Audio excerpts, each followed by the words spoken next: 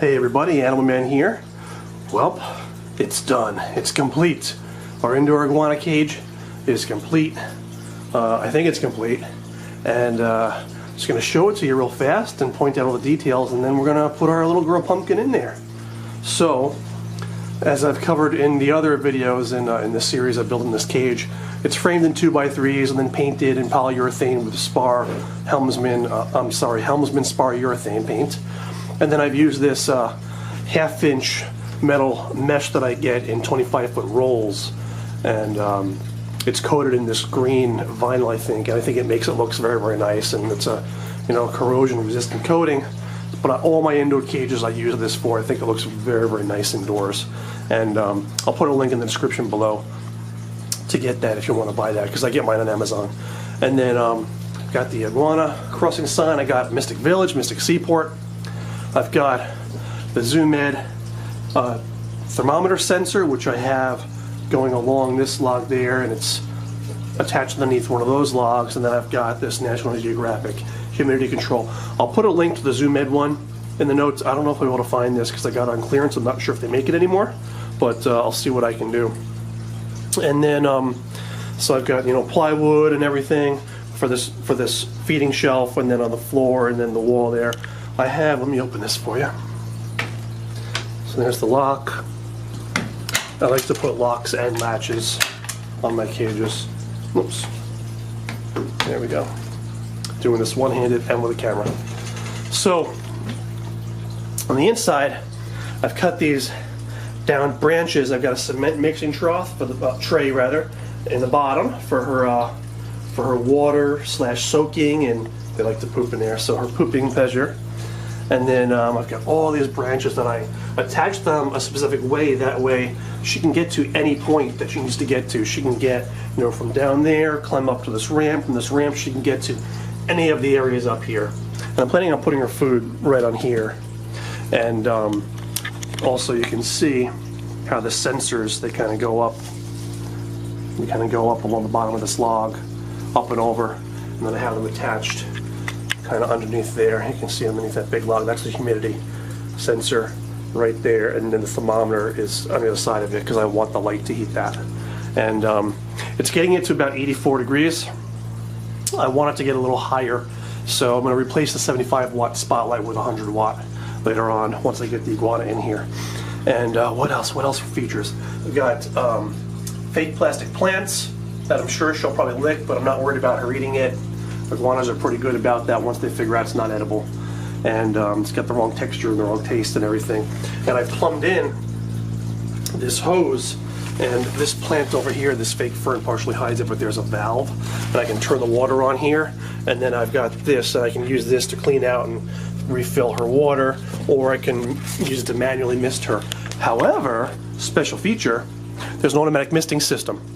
So the line goes along the top from my reptile room next door, and it goes down the wall. There's the misting head. This is a 90-degree spray misting head, and it's right in the corner, pointed exactly towards the center of the cage.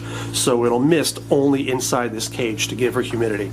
And that's going to be set to turn on every morning for probably just a minute. That's usually enough for them to get the whole cage nice and misted up. And oh, the last thing, well, two more things. I have this double ZoomEd light. I can put a link to that in the description also. I have several of these. I love them. And the great thing is you can have all-in-one basking site. You can have UVB, which is on the left, and then you can have an actual basking heat light, which is on the right up there. And I've got the UVB 10.0 because this iguana has slight MBD, which is metabolic bone disease, and I'm trying to rehabilitate her, which is challenging because we're in the middle of the winter in Massachusetts and I can't get her outside right now.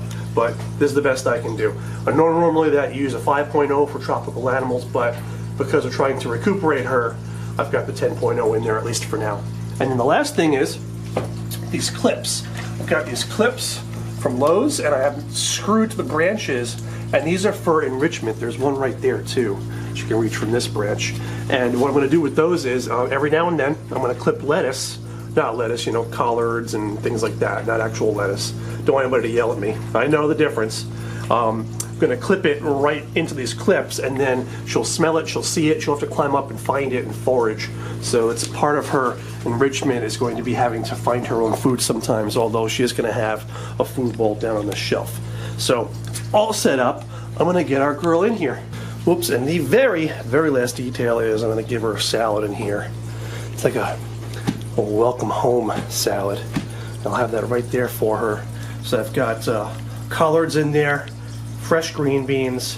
I've got, I forget what type of chard I've got in there. I think I have a little bit of rainbow chard in there as a treat.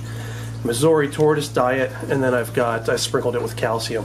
And the key with the calcium with iguanas is you get just calcium, focus dude, calcium, see how it says in the orange without D3? You don't want D3 for iguanas, but for other lizards it's okay.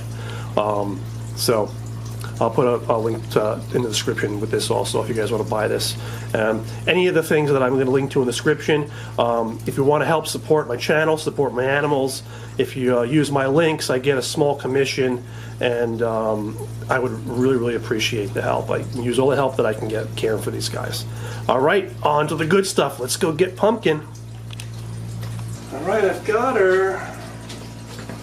Oops, just a little nervous. Here's our girl, everybody. Isn't she gorgeous? Say hi, honey. You're a good girl. So I'm going to put her right up here. Wow. All right. How is that? She's like, dude, what the heck? Holy cow. This feels so right. Let me grab this. So strange, yet it feels so right. Hi! Oh, don't get upset. I'm sorry. I just wanted to look at you, you pretty lady. Wow. You big girl? She's gonna whip me right in the eyeball. You see your salads down there? Yep, don't whip me. I'm gonna close this. I'm gonna close your door.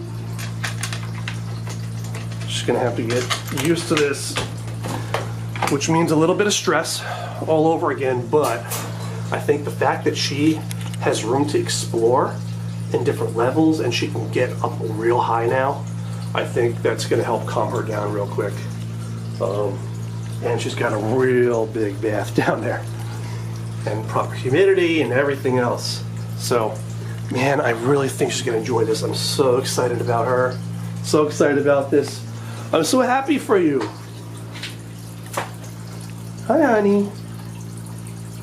All right, guys, thanks for watching. I'm sure we'll be back with another update, and we'll see how she's making out, how she's enjoying her cage. It's been a lot of work, but a lot of fun. Thank you so much for watching, and I hope maybe you've been inspired to build something similar for one of your animals, guys.